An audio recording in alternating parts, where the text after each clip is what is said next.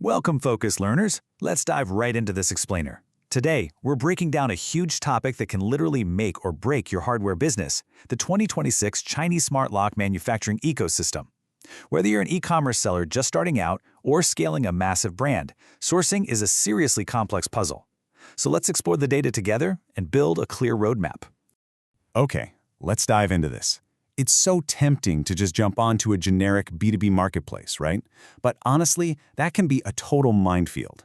A lot of buyers think they're talking directly to a factory, but they're actually dealing with heavily diluted trading companies that just offer a massive, unrelated variety of electronics.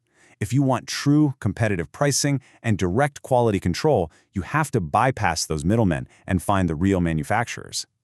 And getting to that right factory, it has never been more urgent. The global market is going through a massive shift heading into 2026. The baseline expectations from consumers are completely changing. If you aren't adapting to the new Unified Matter Standard interoperability, ultra-wideband hands-free unlocking, or 3D biometric facial recognition, you are going to be left behind. Buyers and brand owners absolutely must adapt to these specific tech trends right now to stay competitive in such a rapidly evolving hardware space. To navigate all of this, we'll follow a quick four-step roadmap. First, the 2026 Smart Lock ecosystem. Second, the top 6 specialized manufacturers. Third, evaluating your potential supplier. And finally, navigating MOQs and logistics.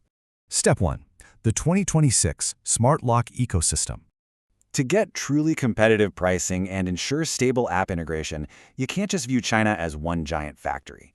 You really have to understand its regional hardware manufacturing clusters. In one corner, you've got Zhongshan, specifically Shaolin Town. This place is literally known as the lock capital of China. Factories here have absolute mastery over physical hardware. We're talking heavy-duty metallurgy, stainless steel fabrication, and complex mortises. But over in the other corner, you have Shenzhen and Guangzhou. These are the IoT and electronics hubs. This is where suppliers dominate in PCB board design, API integration, and advanced biometric sensors. And that brings us to a really crucial procurement reality.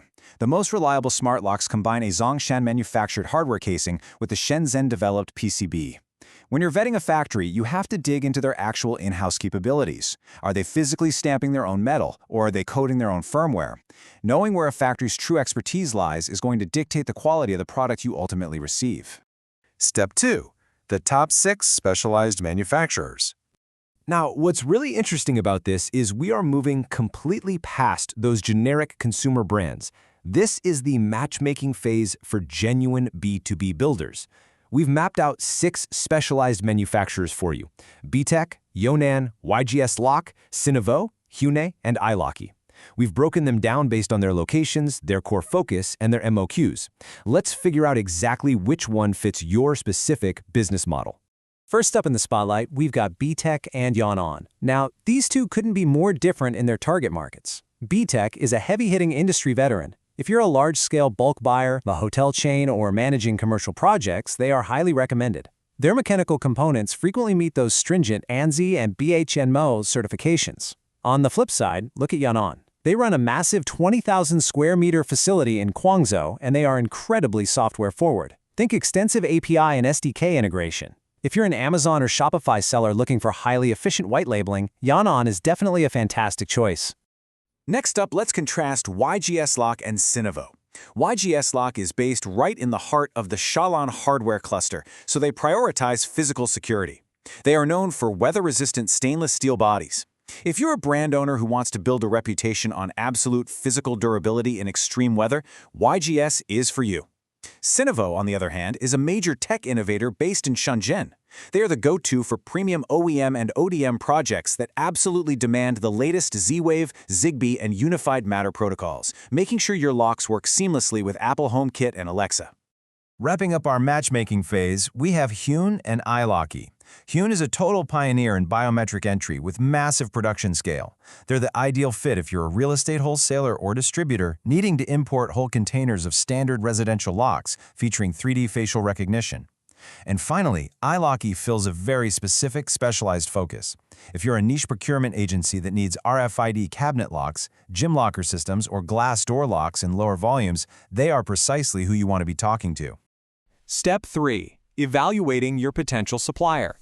Let's set a hypothetical scene here. Imagine you're launching a private label lock for Europe. You found a supplier on a B2B marketplace. Great, but finding them is just step one. Now the real vetting begins.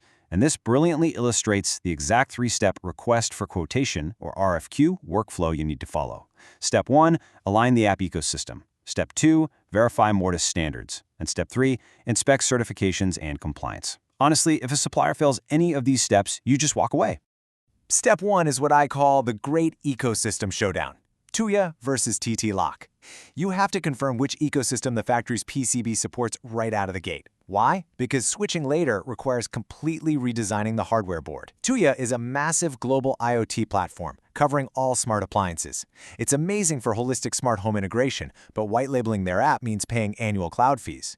TT Lock, on the other hand, is laser-focused on localized access control. It's cheaper to integrate, incredibly stable, and highly favored by Airbnb hosts and property managers for really easy e-key sharing. Step 2 is verifying Mortis standards. The Mortis is just the internal locking mechanism housed inside the door. But this is a huge sourcing risk because standards vary drastically by region. If you buy locks that physically will not fit your target country's doors, your entire investment is basically just a heavy, expensive paperweight. US doors typically require a single latch or specific deadbolt mortises, while European doors often use specialized multi-point DIN mortises. A reliable, experienced factory will instantly ask you for your market destination to make sure everything is compatible. Step 3 is all about compliance. Smart locks are emitting radio frequencies like Bluetooth, Wi-Fi, or UWB. So, to enter the US market, you absolutely need verifiable FCC IDs. For Europe, you need CE compliance, specifically the Radio Equipment Directive. But here is a critical insider tip for you. Do not just accept a basic image of a certificate. Instruct your suppliers to provide the Technical Construction File, or TCF. Demanding the TCF is literally the quickest way to weed out trading companies that are just faking their wireless frequency compliance. And while we're on the topic of compliance, we have to talk about data privacy. Top-tier Chinese manufacturers do not host their own servers for export products. To protect Western markets and ensure compliance with strict regulations like GDPR and CCPA, legitimate manufacturers utilize AWS, Amazon Web Services, as well as localized Tuya servers based right in the US or Frankfurt. Always verify server locations during your RFQ process. Step 4. Navigating MOQs and logistics. We've talked about the tech and the vetting, but now it's time to get down to earth with some hard numbers. Supplier limits are very real, and understanding them prevents stalled negotiations. So the crucial point is, if you're a small buyer or an e-commerce seller looking for an existing off-the-shelf design where you just add a laser-engraved logo, this 50 to 200 unit bracket is highly accessible. For this level of customization, you can typically expect fast lead times hovering right around 20 to 30 days. But wow, look at the financial gap if you are an OEM or ODM brand owner.